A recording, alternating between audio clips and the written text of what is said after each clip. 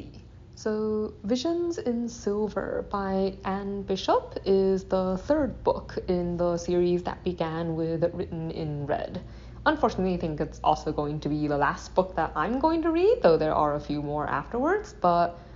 more on that later. So in the previous book, Murder of Crows, the main characters, well, and a lot of other people, I guess, together rescued a lot of girls like Meg. So girls who have the ability to see the future when they spill blood. And now a lot of different villages of what they call like intuits, or a type of human, I suppose, that is generally more sensitive to the world than average, and the people that these blood prophets originally came from to begin with are taking in these girls and trying to look after them and help them sort of find their own place in the world. Only they're discovering that it's really, really hard for them to survive, I guess, like other people, because they're easily overwhelmed by a lot of sensory input. So it's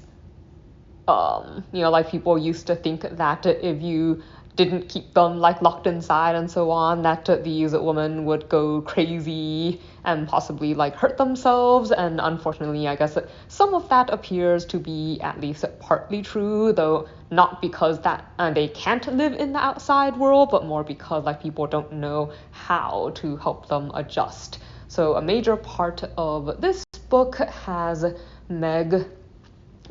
so the first blood prophet, I guess, to escape and actually be able to live outside, at least that people are currently aware of, trying to find a way to help others like her. Like she's starting to try to document, I guess, how she manages to cope like in her day-to-day life, and trying to sort it into a way that people can use to help other girls like her. Other part of this story follows the growing tension between humans and the others, like the supernatural beings that share this world with them. Like there's a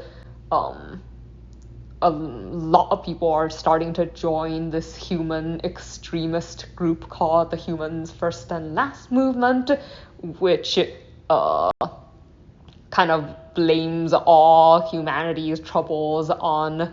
these other creatures and is encouraging a lot of violence against the others. And for some reason, I guess most of the humans in this particular world are not very bright and engage in a lot of these acts that are actually causing the others to get closer and closer to the decision of possibly wiping out all humans, period. But Simon, the wolf shifter who leads the lakeside courtyard, is kind of like both trying to keep an eye on these escalating tensions and also trying to find a way to adjust like the way he runs his courtyard and how they interact with humans, at least just in terms of the small number of humans that they have started to build good relationships with. So like some of the police characters and their families, a lawyer that helped them in the previous book also relocates to Lakeside. And so he, thinking about things like, whether or not to buy more buildings that people can live, like trying to manage keeping like these people safe while at the same time dealing with the prejudices and like really bad actions of different groups and so on. Something else that is happening is that one of the main police characters, Monty, like his daughter, finds her way to Lakeside. Like one of the wolves, when he was traveling on the train, ran into his daughter and saw that it was like a child that seemed to be traveling alone, which is really odd to begin with. And then she seemed to have been targeted by some strange man she didn't know. So circumstances lead to the wolf eventually bringing the child with him to the courtyard, and she reunites with her father, and they discover this whole how she ended up there, what happened to her mom, is all tied up with the actions of the extremist group, and it kind of delves into, I guess, what that group has been up to, and ties that in with Monty's family and some of the other human characters. So something I liked about this book, I do like the way Simon and a lot of the characters are trying to figure out how to reorganize the courtyard and to create a way for humans and the others to live together in a more peaceful fashion. I think trying to build that community and figure out how it worked is an aspect of the story that I enjoy.